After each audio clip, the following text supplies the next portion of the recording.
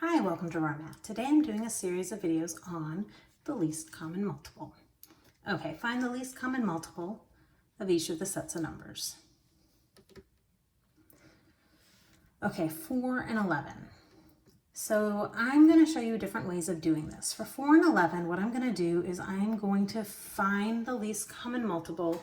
I'm going to show you two ways of doing it. One is by finding the multiples. Now I'm going to start with the 11 because if I start with the 4, I have to find 11 of them, and that's a lot of multiples. But if I start with the 11, 4 doesn't go into 11. 11 times 2, 4 doesn't go into 22. Times 3, 4 doesn't go into 33, times 4. There we go. The least common multiple is 44. There's another way of finding multiples, least common multiple, but is by using the prime factorization. The prime factorization of 4 is 2 times 2. The prime factorization of 11 is 1 times 11. Because there's nothing the same in the prime factorization, all of their factors come down,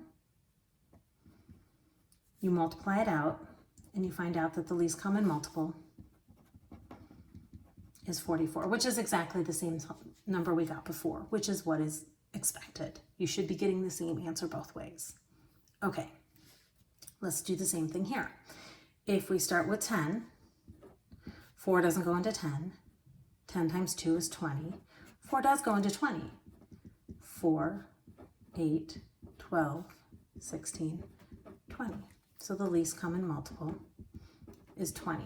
If you immediately do what we did on the first problem and go straight out to 40, you wouldn't have the least common multiple. You would just have a common multiple. And that's a common mistake when looking for a common denominator of a fraction, is you just multiply them together and you get a common multiple, but then you end up with something that's huge and ungangly, and it's harder to work with because the numbers get really big. All right, let's look at how this would work with the prime factorization. The prime factorization of 4 is still 2 times 2. The prime factorization of 10 is 2 times 5. Well, they have something in common, so I'm going to line up what's common, but then that 5 is not common. I bring down this 2. I only bring down one of these two. Anything that lines up only comes down once, and I bring down the 5. Well, 2 times 2 times 5 is 20. And once again, we're getting the same answer, which is only to be expected. All right, 4 and 8. Well, 4 goes into 8. The least common multiple is 8. But let's see what happens if we do this prime factorization method.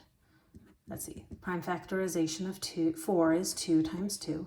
The prime factorization of 8 is 2 times 2 times 2. This 2 comes down once.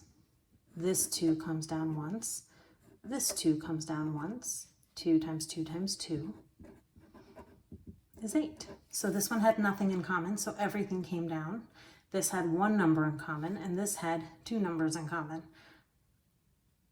As we look at it, it always came out the same.